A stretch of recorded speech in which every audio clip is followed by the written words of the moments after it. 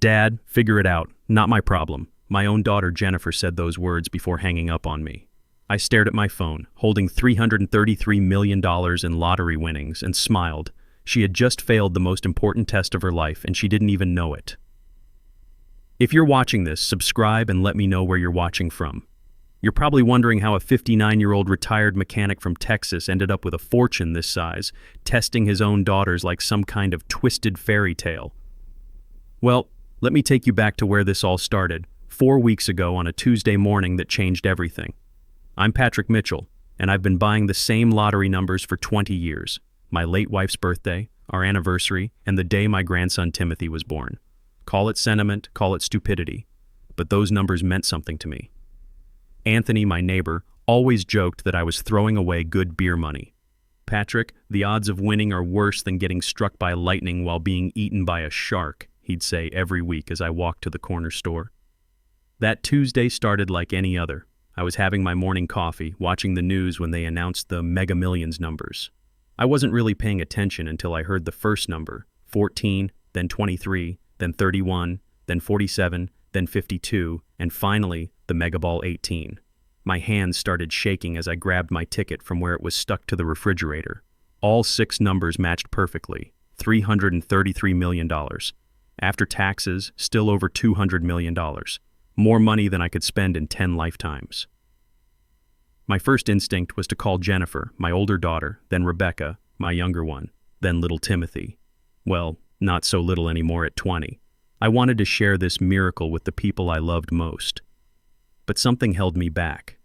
Maybe it was the memory of last Christmas when Rebecca made that comment about finally getting some decent inheritance when the old man kicks the bucket.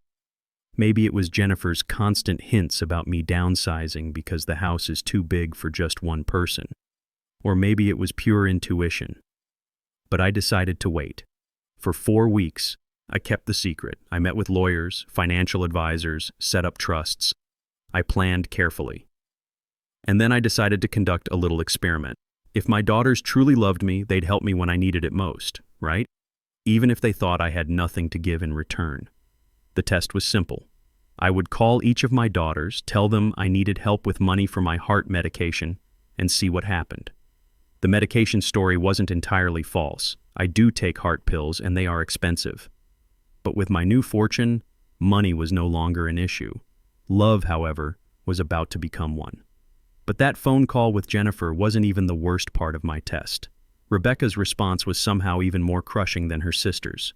When I called her with the same story about needing help with medication costs, she didn't even let me finish explaining. "Dad, I can't keep enabling this behavior," she said, using that condescending tone she'd perfected since becoming a real estate agent. "You need to learn to live within your means, enabling this behavior." I almost laughed. The man who'd raised her and her sister alone after their mother died, who'd worked double shifts at the auto shop to pay for their college educations, was being lectured about money management by a woman whose car payments I'd quietly helped with just 6 months ago.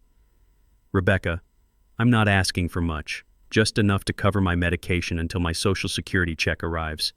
I kept my voice steady, though inside I was already grieving for the daughter I thought I knew. "Look, Dad, this is exactly what Jennifer and I were talking about. You're getting older, and maybe it's time to consider some changes. Have you looked into those senior communities we mentioned? They handle all your medications, meals, everything." Jennifer and I were talking about. So my daughters had been discussing my future behind my back. How thoughtful of them. "Let me think about it," I said, though I'd already heard enough. But Rebecca wasn't finished delivering her lesson. "And Dad, I'm going to have to stop taking your calls for a while. Jennifer thinks we're being too soft, and maybe she's right. Sometimes, tough love is what people need to face reality." The line went dead. My own daughter had just blocked me rather than help with a prescription. I sat in my kitchen, the same kitchen where I'd bandaged Rebecca's scraped knees and helped her with homework, where I'd celebrated Jennifer's good grades and comforted her through her divorce. The lottery ticket was still on my refrigerator, worth more than this entire neighborhood. And my own daughters wanted to ship me off to a nursing home rather than help with medication. But Timothy, my grandson, had always been different. He was Jennifer's son, but somehow he'd inherited none of her selfishness. He was the one who called just to check on me, who remembered my birthday without Facebook reminders, who still hugged me tight when he visited. Surely, He would pass this test. I dialed his number with trembling fingers. He answered on the second ring, and I could hear road noise in the background. "Grandpa Patrick, what's up?" His voice was warm, genuinely happy to hear from me. "Timothy, son, I hate to bother you, but I'm in a bit of a pickle." I explained the same story about needing help with medication costs. There was a pause, and my heart started to sink. Then he said the words that changed everything. "How much do you need?" "I've got about $500 in savings, and I can drive down this weekend. Are you okay? Do you need me to take you to the doctor?" $500. It was probably every penny he had saved from his part-time job at the campus bookstore. He was offering me his entire emergency fund without hesitation, and he wanted to drive 400 miles just to check on me. "Oh, son, I couldn't take your money," I said, tears streaming down my face. "Grandpa, you've never asked me for anything, ever. If you need help, I'm coming. No arguments." After I hung up, I knew what I had to do. Timothy had passed the test with flying colors, but his mother and aunt were about to learn a very expensive lesson about family loyalty. That weekend, I bought Timothy a new car. You should have seen the look on Jennifer's face when she pulled into my driveway Sunday afternoon and saw the brand new silver Honda Civic parked next to my old Ford pickup. Timothy was washing it in the driveway, grinning from ear to ear. "Whose car is that?" Jennifer asked, getting out of her Mercedes that I knew for a fact she was behind on payments. "Mine," Timothy called out, dropping the sponge to come give me a hug. "Grandpa bought it for me. Can you believe it?" I watched Jennifer's face cycle through confusion, suspicion, and finally anger. Her perfectly styled blonde hair didn't move in the wind. "Hairspray will do that." "Dad, can we talk?" "Inside. Now." Rebecca pulled up just as we were heading in, and I could see her taking in the scene. Her face went through the same emotional journey as her sister's. We gathered in my living room, the same room where Jennifer and Rebecca had played with their toys 30 years ago. Jennifer perched on the edge of my sofa like she was afraid it might contaminate her designer dress.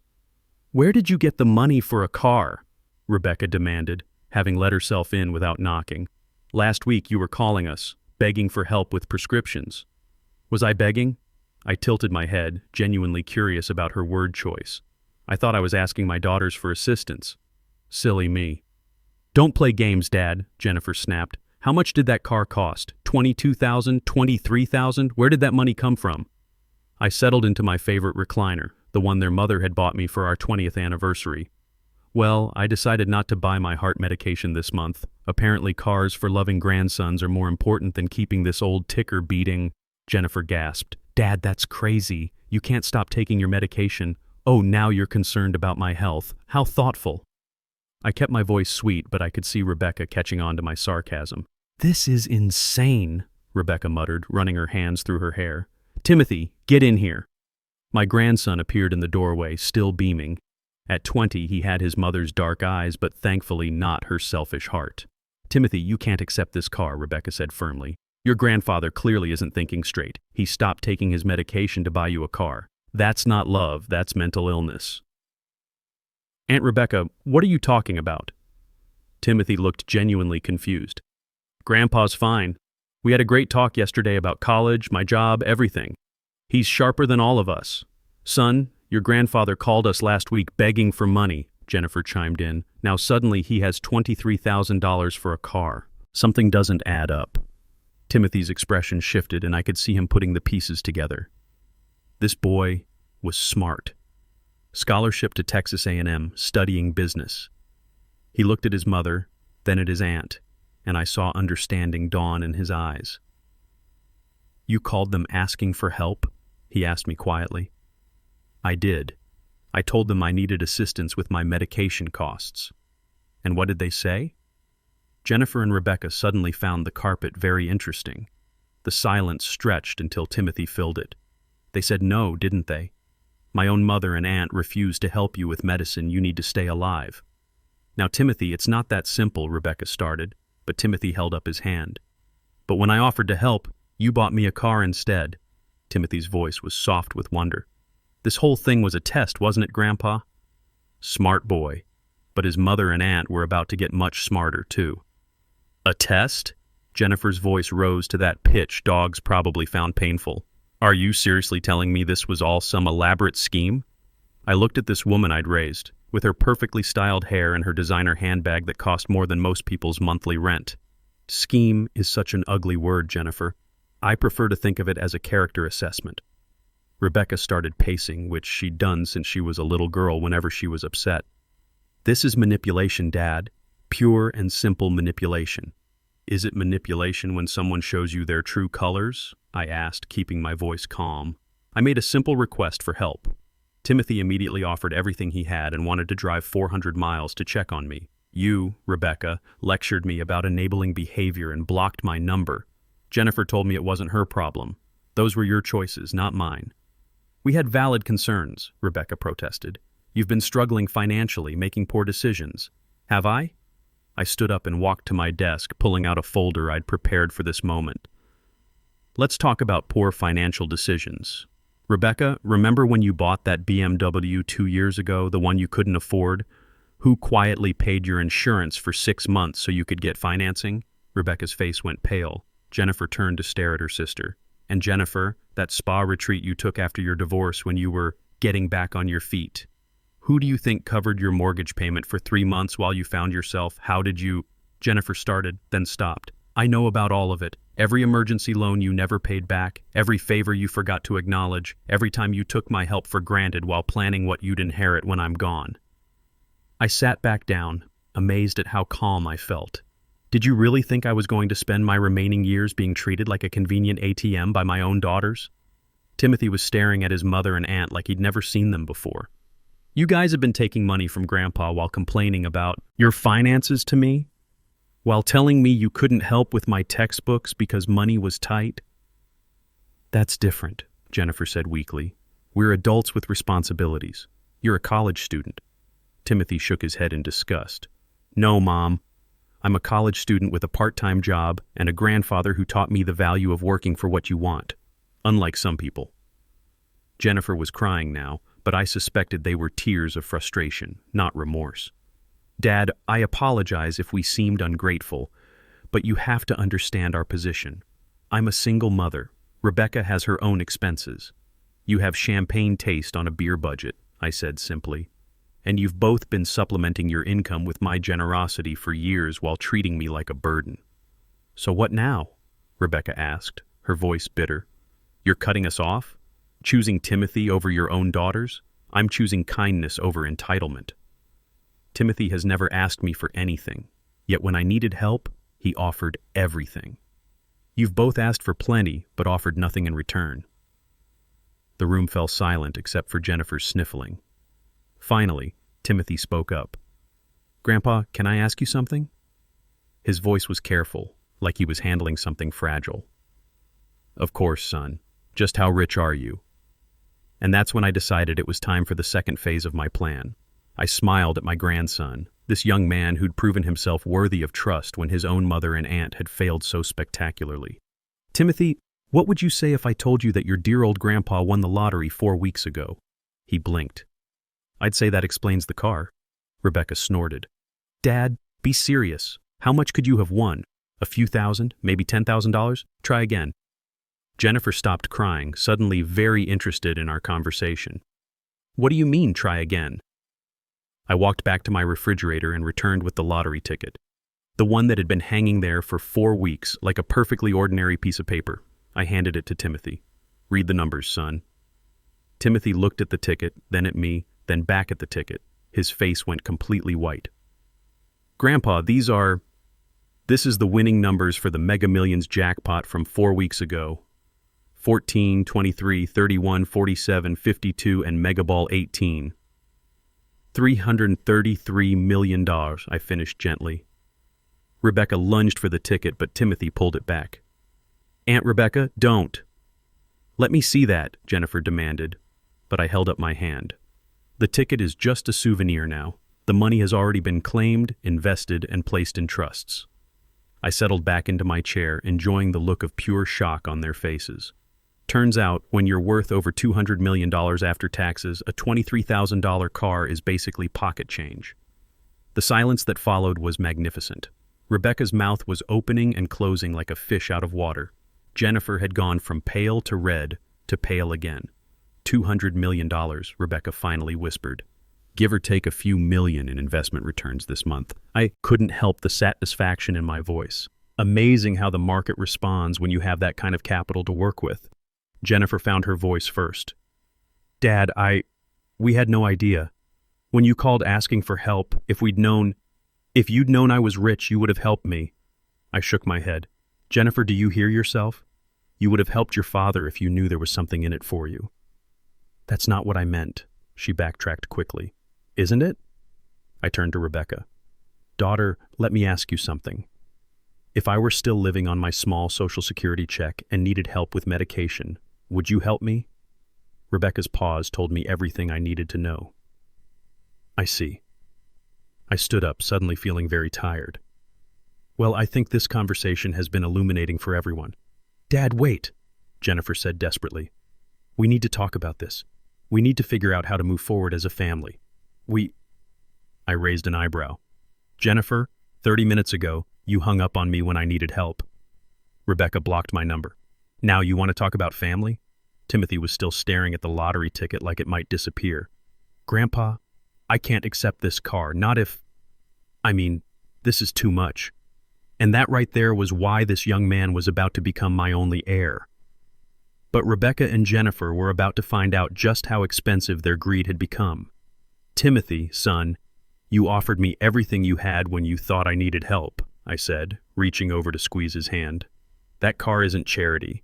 It's a thank you gift from someone who can finally afford to say thank you properly.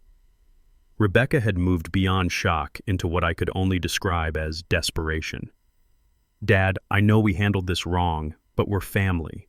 We can work through this. Can we? I looked at her steadily. Rebecca, in the 4 weeks since I won this money, how many times have you called just to check on me? How many times has Jennifer? They exchanged glances. We've been busy, Jennifer said weakly. But Timothy called me twice this week, just to chat, to tell me about his classes, ask about my garden, see if I needed anything. I turned to my grandson, and when I said I needed help, what did you do? I offered to drive down immediately, Timothy said quietly. With your last $500, I added. Meanwhile, your mother and aunt, who I financially helped for years, told me to figure it out myself and suggested putting me in assisted living. Rebecca ran her hands through her hair again. Okay, yes, we made mistakes, but you have to understand the position we were in. Money's been tight for both of us. Rebecca, my voice was sharp enough to cut glass. Stop. Just stop. I walked to my desk and pulled out a thick manila folder. Do you want to know what I did during these 4 weeks while I was planning my little test? I hired a private investigator. Jennifer went dead white. Rebecca took a step backward. I wanted to know exactly how my daughters were spending money while claiming to be struggling. I opened the folder. Rebecca, your BMW payment is $600 a month. Jennifer, your spa visits average $400 monthly.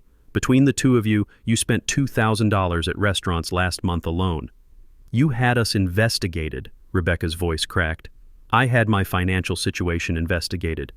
You see, when you're worth this kind of money, you want to make sure your assets are protected from people who might take advantage of your generosity. I smiled sweetly. The investigator's report was quite thorough. Timothy was looking back and forth between his mother and aunt like he was watching a tennis match. What did the investigator find?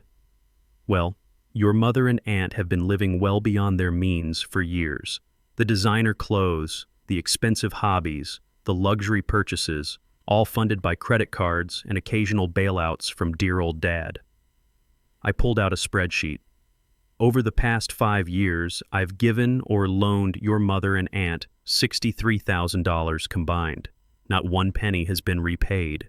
We would have paid you back, Jennifer protested. With what money? You're both barely making your minimum payments as it is. I closed the folder. But here's the interesting part. The investigator also looked into something else for me. Rebecca was gripping the back of the sofa so tightly her knuckles were white. What else? Your discussions about my estate. Apparently you've both been quite vocal at family gatherings about how much this house might be worth, how my life insurance policy would help with your financial situations. and how it would be such a relief when I finally, what was Jennifer's phrase, kicked the bucket and made you both rich. The silence that followed was so complete I could hear the old grandfather clock ticking in the hallway. Timothy stood up slowly. "You said that about Grandpa, Mom? How could you?" But I wasn't done yet. The real revelation was just beginning. The investigator also discovered that Rebecca has been telling people I'm developing dementia, I continued, watching my daughter's face crumble. "Apparently, you've been setting the groundwork to challenge my mental competency should I ever change my will." Timothy whirled around to face his aunt. "Aunt Rebecca, please tell me that's not true." Rebecca's silence was answer enough. "Oh, but it gets better," I said, pulling out another document. "Jennifer, you've been researching guardianship laws, not out of concern for my well-being, but because you found out that if I'm declared incompetent, you and Rebecca could potentially gain control of my assets as my closest family members." Jennifer's face had gone from red to gray. "Dad, that's not—" "Save it, dear. I have documented evidence." I held up my phone. Amazing what technology can do these days. The investigator gathered quite a comprehensive file on both of you. I set the phone down gently. Which brings me to the final part of my lesson. "What do you mean?" Jennifer asked, though I could see she already suspected. "Your creditors received some very interesting phone calls this morning." The color drained from both my daughters' faces so quickly I thought they might faint. "Dad, what did you do?" "I paid off all your debts," I said simply. Rebecca grabbed Jennifer's arm. "Wait, that's good news, right?" "Dad, thank you, I didn't pay them off as gifts, dear." I leaned back in my chair, feeling more powerful than I had in years. "I bought all your debts from your creditors. Every single one." Rebecca was doing rapid calculations in her head. "You can't do this. There are laws about predatory lending, family exploitation. Actually, there aren't any laws against purchasing legally held debt, even from family members. I'd done my research thoroughly. My lawyers assure me this is completely legal. Unusual, perhaps, but legal." Timothy was staring at me with a mixture of admiration and concern. "Grandpa, what does this mean?" "It means, son, that your mother and aunt now owe me instead of their various creditors. And unlike banks and credit card companies, I have very specific feelings about borrowers who consider their lender a burden." Jennifer's voice was barely a whisper. "How much do we owe you?" "Rebecca, your total debt that I purchased comes to $47,000. Jennifer, yours is $52,000. I consulted my paperwork. Plus your share of the $63,000 you both borrowed from me over the years that was never repaid. That's $31,500 each. Grand total. Rebecca owes me $78,500. Jennifer owes me $83,500. Rebecca sat down hard on my sofa. "Almost $80,000? That's impossible. Plus the new terms I've implemented as your creditor. 24% annual interest, compounded monthly, full balance due in 30 days, or I begin legal collection proceedings." "We don't have that kind of money," Jennifer said, tears streaming down her face. "I know. Which brings us to your options." I was ticking items off on my fingers. "You can liquidate your assets, pick up second jobs, or—" I paused for effect. "You can ask family for help. After all, family supports each other, right? That's what you told me I should rely on." The irony wasn't lost on anyone in the room. "Dad, please," Rebecca's voice broke. "I know we messed up. I know we treated you badly, but we're your daughters. We can make this right. Can you? Because I've been waiting years for you to make things right, and instead, you've just taken more." Timothy had been quiet through this entire exchange, but now he spoke up. "Mom, Aunt Rebecca, why don't you just apologize, really apologize, not just say sorry because you got caught?" Rebecca stopped her frantic phone calls and looked at her nephew. "I am sorry, Timothy. We both are." "Sorry for what, specifically?" I asked. "I want to hear you say it." "We're sorry for not helping you when you asked." Rebecca's words came out slowly, like she was pulling teeth. "And for taking your money without paying it back over the years. And for saying mean things about you behind your back. For planning to have you declared incompetent so we could control your money. For discussing how much easier our lives would be if you died. The words came out in a rush, like she was ripping off a bandage. I nodded approvingly. Very good. Now, was that so hard? Does this mean you'll help us? Jennifer asked hopefully. Help you what? Pay debts you legitimately owe? Why would I do that? I tilted my head. Jennifer, when I needed help with my medication, what did you tell me? Her face crumpled. I told you to figure it out. Exactly. So now I'm telling you both the same thing. Figure it out. As Rebecca and Jennifer left my house for the last time, I felt something I hadn't experienced in years. Complete peace. My grandson had everything he needed for a bright future, and I had learned that sometimes the most loving thing you can do is refuse to enable the people who take your love for granted. Timothy looked at me with tears in his eyes. Grandpa, thank you for everything, for the test, for the lesson, for trusting me. The lottery had given me money, but my daughters had given me something far more valuable, the knowledge of who truly deserved my trust. And that, my friends, was worth every penny. Thanks for listening. Don't forget to subscribe and feel free to share your story in the comments. Your voice matters.